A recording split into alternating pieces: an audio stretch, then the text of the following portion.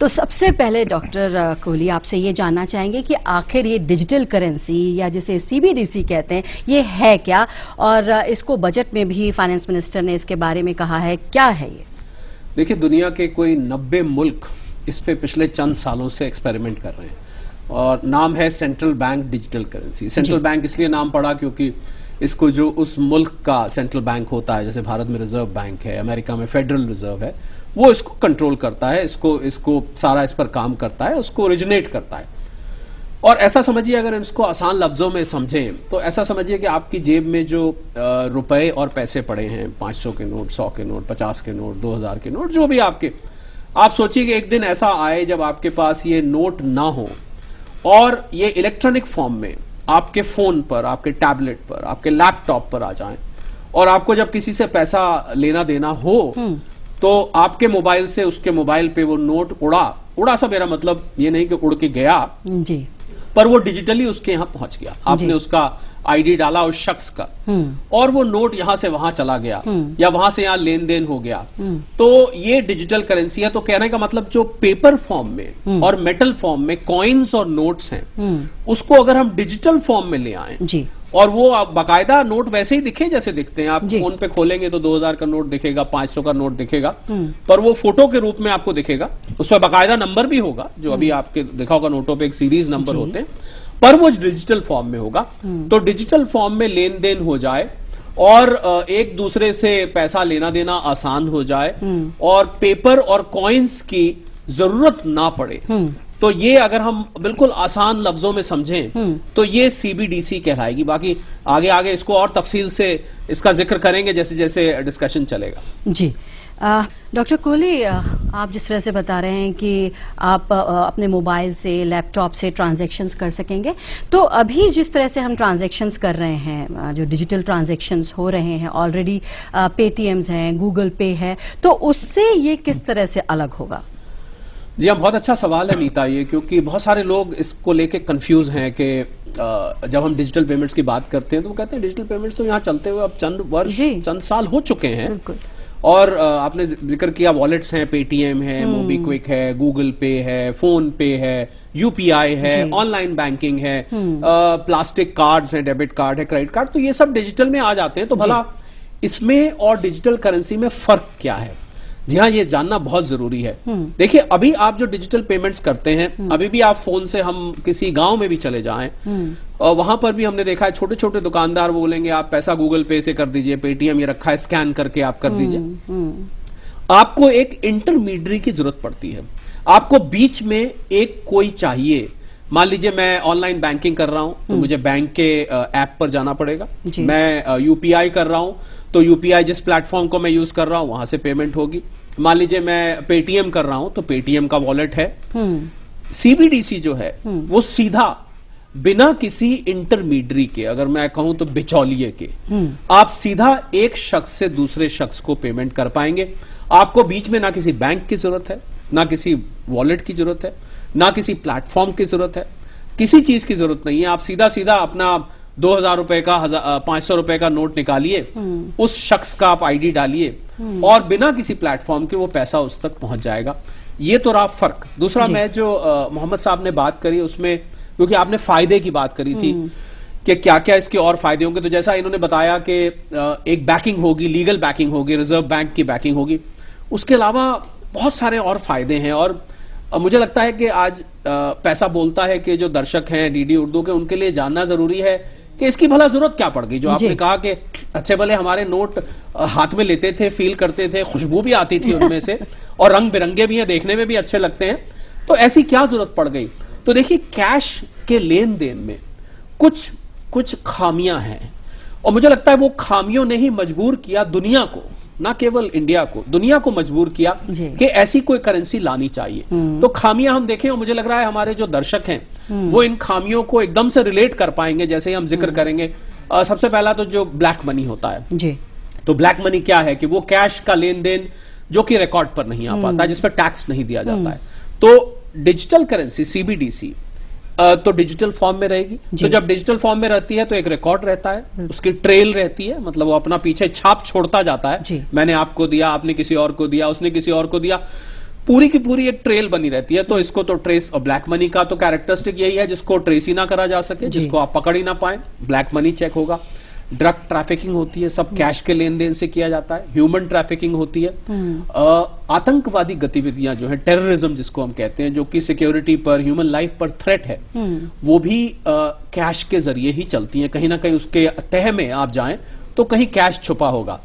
तो मुझे लग रहा है जो कैश से मुख्तलिफ खामियां हैं वो इसमें दूर हो जाएंगी, क्योंकि ये ट्रेल छोड़ता हुआ जाएगा। इसके अलावा सिक्योरिटी है। अब आपको मान लीजिए किसी ने कोई प्रॉपर्टी बेची, 10 लाख रुपए कैश मिले हैं, जरूरी नहीं कि 2 नंबर के मिले हो, वो आपको नॉर्मल भी मिल सकते हैं, कोई देने वाला कैश। अब आप उसको उठाएंगे तो किसी थैले में भरेंगे। अब थैले में भरेंगे तो रातों की नींद हराम हो जाती है। कहीं आप रास्ते में जा रहे हैं तो मैंने तो गाड़ी में लोगों को कैश ले जाते, जब कभी ले जाता है वो कहता भाई चारों तरफ देखते जाना, रेड लाइट पे रुकना नहीं, कहीं पर बैग गिर ना जाए, देखो किसी की नजर तो नहीं है, वगैरह वगैरह ऐसी बातें सुनने में आती हैं। और सीबीडीसी में आपको ये सब नहीं आएगा, क्योंकि आपके फोन में पड़ा होगा, आईडी पासवर्ड प्रोटेक्टेड होगा, उसको वो किसी को मालूम नहीं है, और लाखों रुपया आपके फोन में पड़ा हो सकता है, हजारों रुपया पड़ा हो सकता है, ना किसी को मालूम है, चुपचाप आपके पास है, या रिजर्व बैंक जानता है। और ये करेंसी रिजर्व बैंक के माध्यम से ही इशू करी जाएगी, वही इनको इशू करने की एजेंसी होगी। ये कोई ऐसा नहीं कि कोई भी, जैसे अभी ये क्रिप्टो की बात कर रहे थे, 4000 से ज्यादा क्रिप्टो करेंसीज दुनिया में चलती हैं, और कुछ प्राइवेट हैं, स्टार्टअप्स हैं जिन्होंने शुरू करी हुई है। और बिटकॉइन जो सबसे मशहूर है, उसका तो आज तक माई बाप का नहीं पता किसी को, पता नहीं वो किसने, कोई एक सातोशी नाकामोतो नाम के शख्स हैं, उनका नाम चलता है कि शायद इन्होंने उसको और ये भी पता नहीं इस नाम के शख्स वाकई में हैं, नहीं है, जिंदा हैं, नहीं है। तो मुझे लगता है कि जब बैकिंग हो, जो इन्होंने जिक्र किया कि एक आपको सेंट्रल बैंक जब इशू करके देता है, तो लोगों में यकीन आ जाता है, लोगों को विश्वास आ जाता है कि अब इससे लेन देन में हम सेफ हैं। ये ऐसी नहीं है कि कल को रही नहीं, ऐसी बहुत सारी क्रिप्टो करेंसीज हैं जो कल थी आज नहीं है, आज है ही नहीं, तो जिनके पास वो थी वो तो बेकार हो गए, उनके पैसे चले गए, उनके वॉलेट्स हैक हो जाते हैं, बहुत सारी दिक्कतें हैं। और क्रिप्टो को एक जो बहुत अहम बात यहां पर यह है कि क्रिप्टो को हमें करेंसी अभी नहीं कहना चाहिए, क्योंकि क्रिप्टो करेंसी का मतलब होता है जहां पर लीगल टेंडर आता है, जहां पर मतलब रिजर्व बैंक ने ये आपको रिकॉग्नाइज कर रखा है कि आप इसके जरिए सामान को, सर्विसेज को खरीद बेच कर सकते हैं, लेन देन कर सकते हैं। क्रिप्टो को सरकार में ये विचार चल रहा है और बहुत बहुत डेलिब्रेशन चल रही हैं कि इसको खाली एसेट लेके छोड़ दिया जाए, ये करेंसी नहीं है। जबकि सीबीडीसी जो है, जिसका हम आज जिक्र कर रहे हैं, वो तो एक करेंसी है, वो एक लेन देन का तरीका है। आपने सामान खरीदना है, बस ये समझिए कि आपकी जेब में जो नोट और कॉइन्स हैं, उनकी जगह डिजिटल नोट्स और कॉइन्स आ जाएंगे। ये सबसे आसान तरीका रहेगा इसको समझने का। जी डॉक्टर कोहली, तो जिस तरह से कि प्रोफेसर साहब कह रहे हैं कि यहाँ पे अब ये सवाल होता है कि कैसे ये क्रिएट की जाएगी और कैसे ये फंक्शन करेगी। देखिए, अभी जो करेंसी चलती है, और शायद दर्शकों को इसमें इंटरेस्ट होगा सुनने में, ये करीब करीब 30 लाख करोड़ का कैश हमारी इकोनॉमी में घूमता है। जी। इनफैक्ट हम कैश टू जीडीपी रेशियो निकालते हैं, वो इसी के बेसिस पे निकालते हैं। जब 2016 में जब डिमोनेटाइजेशन हुआ था, उस टाइम ये कैश करीब 17-18 लाख के आसपास था। अब क्योंकि इतने साल बीत गए, 6 साल बीत चुके हैं, तो इकोनॉमी ग्रो करती है, आपको कैश की और जरूरत पड़ती है, और कंट्री की जब इकोनॉमिक ग्रोथ होती है तो उसके साथ कैश भी बढ़ता है, क्योंकि रिक्वायरमेंट ट्रांजैक्शंस की बढ़ती है। तो आज 30 लाख, तो आप ऐसा समझिए कि 30 लाख करोड़ का कैश घूम रहा है। और एक बात जो प्रोफेसर साहब ने कही, उसमें मैं जोड़ना भी चाहूंगा आपके सवाल से, वो रिलेटेड है। वो ये है कि जब आप इसको इंट्रोड्यूस करेंगे तो ऐसा कोई ना समझे कि ये अब हमारे लिए कंपलसरी हो जाएगा, कि एक, जैसा कि अभी आपने अपने इंट्रोडक्शन में भी कहा कि 2022 में शुरू होने वाले फाइनेंशियल ईयर में ये आएगी, तो कोई ये ना समझे कि भाई हमें जबरदस्ती ये करेंसी लेनी पड़ेगी। ये आपके लिए शुरू के कुछ सालों में ऑप्शन रहेगी। मतलब अगर आप चाहें तो आप डिजिटल करेंसी ले लें और लेके अपने फोन में रख लें, और जैसा इन्होंने कहा, आप उसको जाके बैंक में जाके आप उसको उसके बदले कैश ले सकते हैं, उल्टा भी कर सकते हैं। आप कैश जमा करके बदले में डिजिटल करेंसी आप उसको अपने वॉलेट में, या आपका जो डिजिटल आईडी होगा उसमें आप इसको संभाल सकते हैं। तो कुल मिला के देखें तो आरबीआई इसको मॉनिटर करेगा, और बाकायदा जैसे फिजिकल करेंसी आरबीआई मॉनिटर करता है, आरबीआई को मॉनेटरी पॉलिसी कंट्रोलर कहा जाता है, तो वही रोल उसका रहेगा। कुछ चेंजेस आएंगे करेंसी एक्ट में, आरबीआई एक्ट में, क्योंकि आरबीआई का भी रोल, नोटों की छपाई होती है, कॉइन्स को मिंट किया जाता है, प्रिंटिंग प्रेसेस हैं और बहुत बड़ा खर्च आता है। आप समझिए ये नोट आप जेब में उठा के घूमते हैं, आपको तो पता है इसकी 100 रुपए 50 रुपए 500 रुपए वैल्यू उस पर लिखा होता है। मैं धारक को 500 रुपए अदा करने का वचन देता हूं, आरबीआई गवर्नर के सिग्नेचर होते हैं, सिवाय 1 रुपए के नोट के। 1 रुपए पे फाइनेंस मिनिस्ट्री के होते हैं, बाकी पे आरबीआई के होते हैं। तो उसके पीछे उसको जब छापा गया, उसमें एक धागा होता है, उसमें वाटर मार्क होता है। आजकल तो जो नोट है उसमें बहुत सारे सिक्योरिटी फीचर्स हैं। तो साहब उसको छापने की एक कॉस्ट आती है। तो डिजिटल करेंसी आने के बाद ये कॉस्ट बचेगी और ये कॉस्ट हजारों करोड़ में होती है नीता। आप ये देखिए हजारों करोड़, क्योंकि आरबीआई को जब नोटबंदी के बाद जो नए नोट आए थे, आप अगर उसकी कॉस्ट का अनुमान लगाएं तो बहुत बड़ी कॉस्ट आई थी नए नोटों को छापने की।